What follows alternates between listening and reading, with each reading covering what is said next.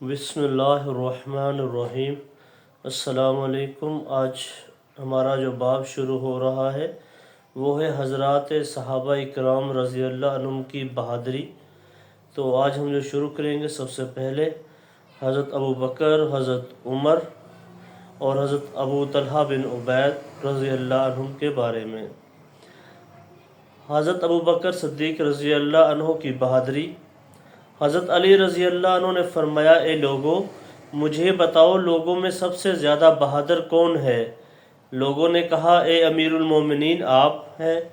حضرت علی رضی اللہ عنہ نے فرمایا کہ میں جس دشمن کے مقابلہ میں نکلا ہوں اس سے میں نے اپنا حق پورا لیا ہے، یعنی ہمیشہ اپنے دشمن کو شکست دی ہے۔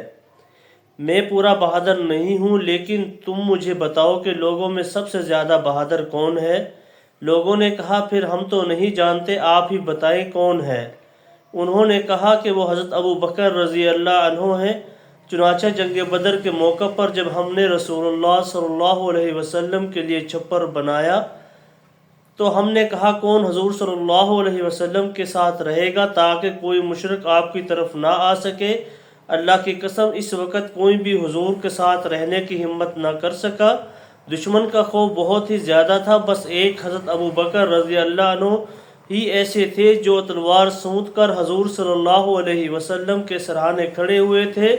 جب کوئی بھی حضور صلی اللہ علیہ وسلم کی طرف آنے کا ارادہ کرتا، حضرت ابو بکر فوراً لپک کر اس کی طرف جاتے۔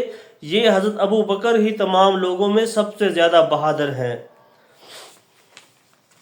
حضرت عمر بن خطاب رضی اللہ عنہ کی بہادری۔ حضرت علی بن ابی طالب رضی اللہ عنہ نے ایک مرتبہ فرمایا کہ میرے علم کے مطابق ہر ایک نے ہجرت چھپ کر کی، صرف حضرت عمر بن خطاب رضی اللہ عنہ ایسے ہیں جنہوں نے علی اعلان ہجرت کی۔ چنانچہ جب انہوں نے ہجرت کا ارادہ فرمایا تو اپنی تلوار گلے میں لٹکائی اور اپنی کمان کندھے پر ڈالی اور کچھ تیر ترکش میں سے نکال کر اپنے ہاتھ میں پکڑ لیے اور بیت اللہ کے ساتھ چکر لگائے، پھر مقام ابراہیم کے پاس جا کر 2 رکعت نماز پڑھی، پھر مشرکین کی ایک ایک ٹولی کے پاس آئے اور فرمایا، یہ تمام چہرے بد شکل ہو جائیں۔ جو آدمی یہ چاہتا ہے کہ اس کی ماں اس سے ہاتھ دھو بیٹھے اور اس کی اولاد یتیم ہو جائے اور اس کی بیوی بیوہ ہو جائے، وہ مجھ سے اس وادی کی پرلی جانب آ کر ملے۔ پھر آپ وہاں سے چل پڑے، ایک بھی آپ کے پیچھے نہ آ سکا۔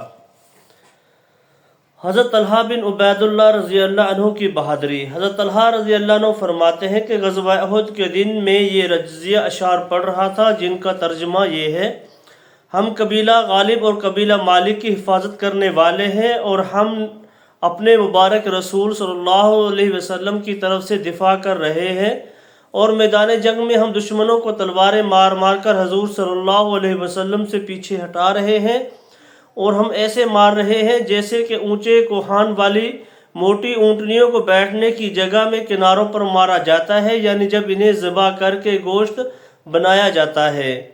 حضور صلی اللہ علیہ وسلم نے غزوہ احد سے واپس ہوتے ہی حضرت حسان رضی اللہ عنہ سے فرمایا کہ تم طلحہ کی تعریف میں کچھ اشعار کو کہو۔